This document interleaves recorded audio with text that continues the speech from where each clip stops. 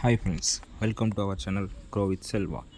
So இந்த வீடியோவில் நம்ம என்ன பார்க்க போகிறோம்னா கேட் எக்ஸாமோட இம்பார்ட்டன்ஸ் அண்ட் அதோட opportunities as a mechanical engineer நம்மளுக்கு என்னெல்லாம் இருக்குது அப்படிங்கிறத பற்றி தான் நம்ம பார்க்க போகிறோம். ஸோ வாங்க வீடியோக்குள்ளே போகலாம். ஸோ கேட் எக்ஸாம் வந்து பார்த்திங்கன்னா all over India wise conduct பண்ணக்கூடிய ஒரு காம்படிட்டிவ் எக்ஸாம். ஸ்டேட் வைஸ் நடத்தக்கூடிய எக்ஸாம் கிடையாது. ஸோ நம்மளுக்கு கிடைக்கக்கூடிய ஜாப் ஆப்பர்ச்சுனிட்டிஸும் ரொம்ப அதிகமாக இருக்குது கேட் எக்ஸாம் கிளியர் பண்ணால். ஸோ அதுக்கான எலிஜிபிலிட்டி க்ரைட்டீரியா என்னென்னு பார்த்தீங்கன்னா, ஃபஸ்ட்டு நம்ம ஃபைனல் இயர் ஸ்டூடெண்ட்ஸாக இருக்கணும். அப்படி இல்லைன்னா ஃபைனல் இயர் கம்ப்ளீட் பண்ண கிராஜுவேட் ஸ்டூடெண்ட்ஸாக இருக்கணும். ஸோ கேட் எக்ஸாம் வந்து பார்த்திங்கன்னா மேக்ஸிமம் ஐஐடிஸ் தான் கண்டக்ட் பண்ணுவாங்க. கேட் எக்ஸாமோட ஸ்கோர் வேலிடிட்டி பார்த்திங்கன்னா 3 இயர்ஸ்க்கு இருக்கும். ஸோ ஹையர் எஜுகேஷனில் கேட் எக்ஸாம் கிளியர் பண்ணால் நம்மளுக்கு என்ன ஆப்பர்ச்சுனிட்டிஸ் கிடைக்கும்னு பார்த்தீங்கன்னா, எம்இ எம்டெக் பிஹெச்டி ப்ரோக்ராம்ஸ்க்கான அட்மிஷனில் ஐஐடி என்ஐடியில் நம்மளால் ஈஸியாக ஜாயின் பண்ண முடியும்.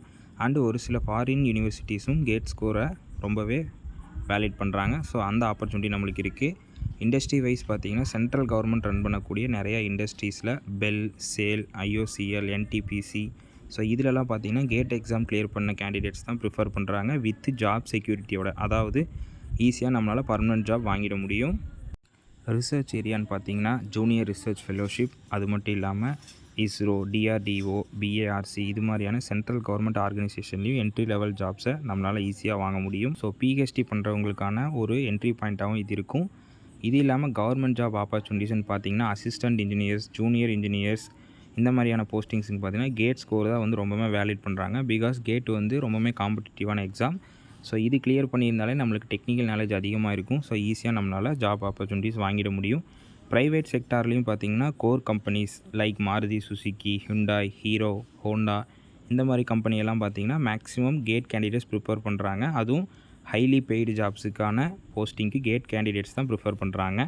டீச்சிங் கரியரில் என்ன ஆப்பர்ச்சுனிட்டி இருக்குது அப்படின்னு பார்த்திங்கன்னா, யூஸ்வலாக நம்ம கேட் எக்ஸாம் கிளியர் பண்ணி பிஜி முடிச்சிருந்தோம்னாலே டாப் இன்ஜினியரிங் காலேஜஸில் பார்த்திங்கன்னா ரெக்ரூட்மெண்ட்டுக்கு ஃபஸ்ட் ப்ரிஃபரன்ஸ் கேட் கேண்டிடேட்ஸுக்கு தான் கொடுக்குறாங்க. ஸோ இதே நம்மளுக்கு ஒரு பெரிய அட்வான்டேஜ் தான். ஸோ கேட் எக்ஸாம் வந்து ஏன் நம்மளுக்கு ஸ்மார்ட் இன்வெஸ்ட்மெண்ட் அப்படின்னா, நம்ம இதுக்கான மினிமம் இன்வெஸ்ட்மெண்ட் ரொம்ப கம்மி, ஆனால் நம்மளுக்கு கிடைக்கக்கூடிய ரிசல்ட் வந்து ரொம்ப அதிகமாக இருக்கும். ஸோ கேட் எக்ஸாம் கிளியர் பண்ணுறதுக்கான டிப்ஸ் என்னென்னு பார்த்தீங்கன்னா, ஏர்லியாக ஸ்டார்ட் பண்ணி கரெக்டான ஸ்ட்ராட்டஜியோடு படித்தோம்னா நம்மளால் கண்டிப்பாக கேட் எக்ஸாம் ஈஸியாக கிளியர் பண்ண முடியும். ஸோ கன்டினியூஸாக நம்ம வந்து ரிவைஸ் பண்ணிவிட்டு டெஸ்ட் அட்டன் பண்ணிகிட்டே இருக்கணும். அப்போ தான் இந்த எக்ஸாம் வந்து நம்மளால் கிளியர் பண்ண முடியும். ஸோ இது மாதிரியான கேட் எக்ஸாம் பாயிண்ட்ஸ் உங்களுக்கு தெரிஞ்சுக்கணும்னா நம்ம சேனலை மறக்காமல் சப்ஸ்கிரைப் பண்ணுங்கள். Thank you friends.